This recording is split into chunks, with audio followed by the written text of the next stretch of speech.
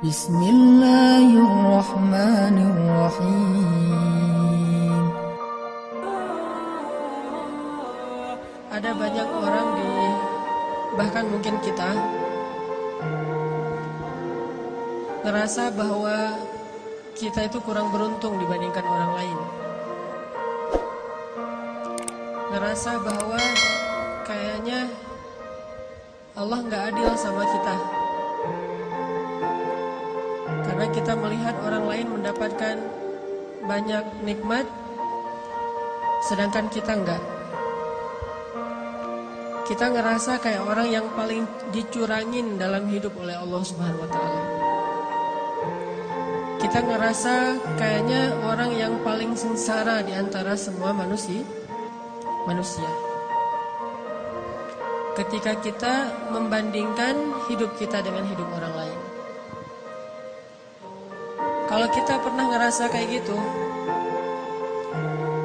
gara-gara kita sedang diuji oleh Allah dengan satu masalah, pasti kita berarti belum mengenal Allah Subhanahu wa Ta'ala.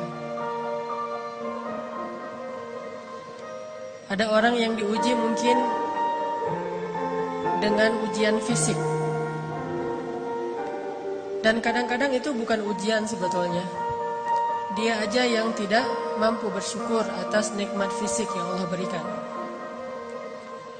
Dia ngerasa warna kulitnya adalah ujian. Kayak saya gitu. Alhamdulillah ini mah bukan hitam, eksotis. Ada orang yang ngerasa jenis rambutnya adalah ujian. Ada orang yang ngerasa tinggi badannya adalah ujian. Ada orang yang ngerasa bentuk hidungnya adalah ujian. Ada orang yang ngerasa gemuk dan kurusnya adalah ujian. Ada orang yang bahkan ngerasa nasab keturunan adalah ujian. Sehingga bagi dia menjadi orang yang paling tidak beruntung karena diberikan fisik yang menurut dia tidak ideal. Ini pasti orang gak kenal Allah Subhanahu wa Ta'ala. Kalau dia kenal Allah Subhanahu wa Ta'ala, maka dia akan melihat sebaliknya. Kalau dia kenal Allah Subhanahu wa Ta'ala, alih-alih dia mengeluhkan nikmat, justru dia makin bersyukur kepada Allah. Ada juga orang yang merasa dirinya paling menderita karena melihat dirinya orang yang paling tidak beruntung dalam urusan harta. Dia menilai orang lain lebih beruntung karena gajinya lebih besar, karena diberikan nafkah oleh suaminya lebih banyak, karena kendaraannya lebih baik, karena rumahnya lebih luas, karena tempat kerjanya itu lebih bergengsi, karena titel dan gelar-gelarnya itu lebih tinggi, sehingga dia merasa karena hartanya terbatas menjadi orang yang paling sengsara di muka bumi. Ini juga orang yang gak kenal sama Allah. Atau ada juga yang ngerasa dirinya tuh paling menderita karena masih jomblo. Dia cemburu kepada temannya yang nikah. Bahkan dia cemburu kepada temannya yang baru putus. Lo masih mending ngerasain gimana putus. Dah gua jadi juga gak pernah katanya. Jadian juga gak pernah, apalagi putus. Ada banyak banget hal yang dikeluhkan oleh manusia untuk dia ngerasa pantas menyebut dirinya itu sebagai orang yang paling sengsara.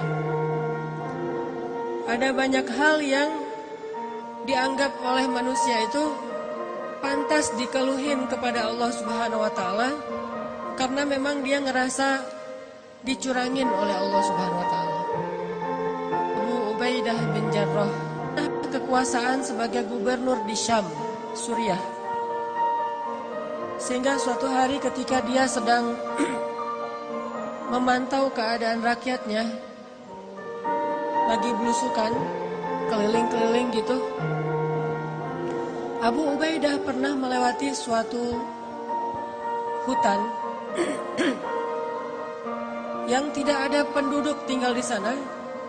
Tiba-tiba Abu Ubaidah bin Jarrah menemukan sebuah gubuk kecil di tengah hutan.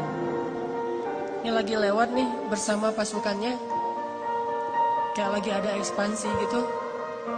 Tiba-tiba ngelihat tiba-tiba Abu Ubaidah melihat sebuah gubuk di tengah hutan. Terus karena penasaran, Abu Ubaidah pun mendekat ke gubuk itu. Dari luar gubuk, Abu Ubaidah mendengar suara seorang laki bertahmid kepada Allah. Dari luar kedengaran ada seorang laki-laki bertahmid kepada Allah. Dia berucap, Alhamdulillah, Alhamdulillah, Alhamdulillah, Alhamdulillah, Alhamdulillah, Alhamdulillah. Terus dia bertahmid, memuji-muji Allah Subhanahu wa Ta'ala. Sehingga akhirnya Abu Ubaidah menjadi kepo. Mulailah Abu Ubaidah stalking, ngepoin, ini siapa nih yang punya akun? Kok postingannya itu positif terus gitu?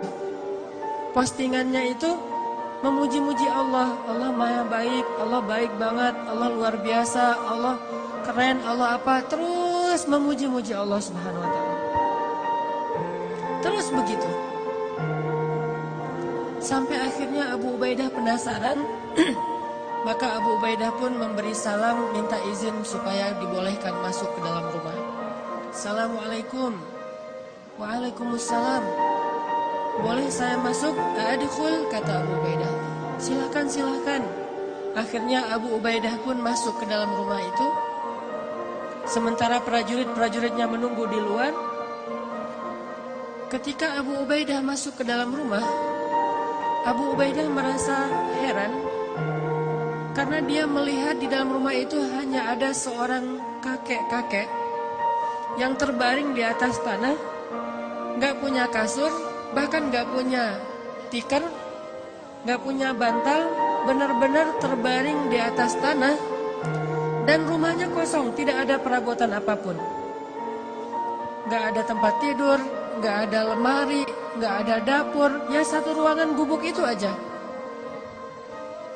Dan dia melihat seorang kakek-kakek terbaring sedang memuji-muji Allah Subhanahu wa Ta'ala.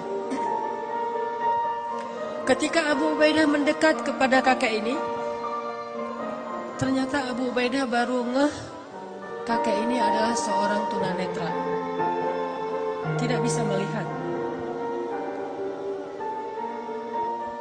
Lalu dia melihat kaki kakek ini dalam keadaan lumpuh, tidak bergerak. Usianya sudah sangat tua, matanya buta, tubuhnya lumpuh. Yang bergerak dari tubuhnya cuma bibir saja, sambil berucap, Alhamdulillah, Alhamdulillah, Alhamdulillah. Abu Ubaidah pun duduk di sisi kakek ini, kemudian Abu Ubaidah bertanya, Ya Abdullah, Ya Syekh, Kek, dengan siapa kakek tinggal di sini? Kakek itu menjawab, saya tinggal di sini dengan anak saya. Tadinya saya punya keluarga besar. Saya punya istri, punya beberapa orang anak. Tapi istri saya sudah meninggal, anak-anak saya sudah meninggal, cuma tinggal satu orang. Terus kakek kenapa tidur di sini? Kata kakek itu, saya lumpuh dan saya tidak bisa melihat. Tapi Allah maha baik, kata kakek ini. Abu Ubaidah makin penasaran. Orang miskin, sebatang kara, lumpuh, udah tua, gak bisa ngelihat, gak punya siapa-siapa kecuali anaknya satu-satunya. Abu Ubaidah bertanya, Kek, saya dengar dari tadi kakek itu terus memuji Allah. Dari sejak saya di luar rumah, saya dengar kakek ini terus memuji Allah. Alhamdulillah, Alhamdulillah, Alhamdulillah.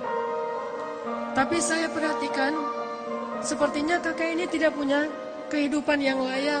Rumahnya gubuk, di dalam rumah nggak ada apa-apa, kakek sakit-sakitan, nggak punya keluarga.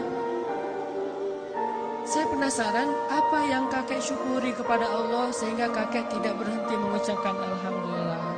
Perasaan nikmatnya kayak gini-gini aja nih. Terus apa yang kakek syukuri? Kakek ini tersenyum. Kemudian kakek ini mengatakan, wahai Tuhan, ada 2 nikmat yang diberikan Allah kepada saya, dan itu lebih saya cintai daripada dunia dan seisinya. Yang nikmat ini tidak diberikan kecuali kepada orang-orang yang Allah cintai saja. Ada 2 nikmat yang diberikan Allah kepada saya, yang nikmat ini khusus hanya diberikan oleh Allah kepada hamba-hamba yang Allah cintai. Dan 2 nikmat ini lebih saya sukai daripada dunia dan seisinya. Lebih saya sukai daripada keluarga, lebih saya sukai daripada harta, lebih saya sukai daripada jabatan, lebih saya sukai daripada kesehatan fisik. Karena 2 nikmat ini hanya Allah berikan kepada orang yang Allah cintai. Akhirnya Abu Ubaidah bertanya, ya Syekh, Kek, apa 2 nikmat yang Allah berikan kepada kakek yang tidak diberikan kepada sembarangan orang, hanya diberikan kepada orang-orang yang Allah cintai? Kakek ini menjawab, 2 nikmat itu adalah qalban syakiran wa lisanan dzakiran. 2 nikmat yang diberikan Allah hanya kepada orang yang Allah cintai adalah nikmat hati yang selalu mampu bersyukur dan nikmat lisan yang selalu mampu berzikir. Makanya kakek ini mengatakan, saya mendapatkan 2 nikmat yang Allah tidak berikan kepada siapapun kecuali kepada kekasihnya, yaitu nikmat qalban syakiran. Saya selalu bersyukur, saya selalu merasa bahagia, saya selalu merasa cukup. Walisanan dzakiran, dan lisan saya dibimbing dengan hati yang bersyukur itu untuk selalu berzikir, memuji Allah Subhanahu wa taala. Sedangkan hati yang tidak bersyukur akan membimbing lisannya untuk mengeluh, akan membimbing lisannya untuk mengutuk, akan membimbing lisannya untuk menyalahkan